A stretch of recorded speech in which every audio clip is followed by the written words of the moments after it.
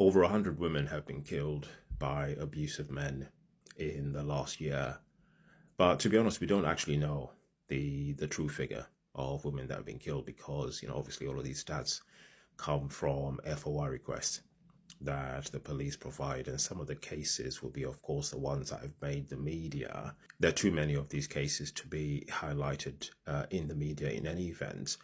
And also, you still have that cohort of women who die in unexplained circumstances where the police just decide we're not going to bother with a homicide investigation.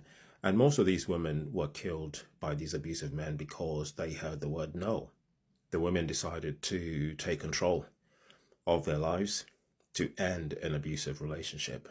And the men weren't willing to hear that. They felt entitled. Society, patriarchy gave them that entitlement. And as far as they were concerned, the life of that woman was disposable. And in some of those cases, we had children involved as well. So, either children that were killed, harmed, and or witnessed their mothers being killed, who will live with that lifelong trauma. And we call it a national emergency, but it's not really, because we're not responding in that way, are we? Because, even at a very basic level, you look at the interventions like domestic abuse prevention orders, stalking prevention orders, none of them work because no one ever takes them seriously as far as the police are concerned. They're just pieces of paper, and these men are given as many opportunities as they can to kill the women, and in most cases they do.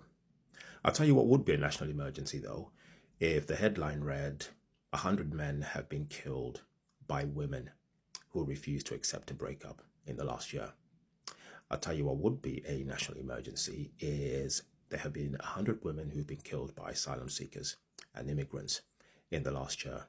The bottom line is that men, all races, all ethnicities, are completely out of control.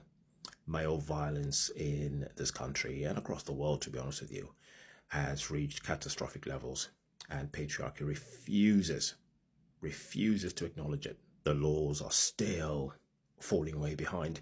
A lot of these men who are going to be convicted for this are going to get discounts on their sentence, would you believe? Because most of them would have found the weapon in the home as opposed to bringing it with them, and they're going to get 10 years off their sentence. That is a simple fix in the Criminal Justice Act that's not been done.